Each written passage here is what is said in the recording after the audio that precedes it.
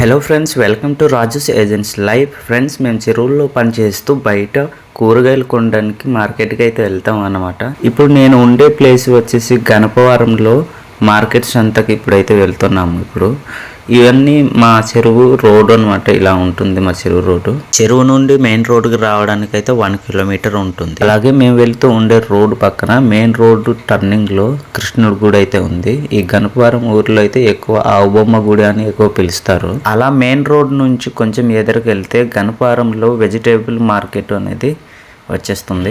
గణపవరంలో ఈ సంత అనేది ఊరు లోపల ఉంటుంది. ఇలా లైన్గా వరుస పెట్టి కొట్లు అయితే ఉంటాయి, కూరగాయల కొట్లు. నేను డైలీ తీసుకునే కొట్టుకు అయితే కూరగాయలు తీసుకోవడానికి అయితే వచ్చేసాను. ప్రతి వారానికి సోమవారం రోజున సంత అయితే జరుగుతుంది గణపవరంలో. 20 రూపాయలు మిరపకాయలు మాకు.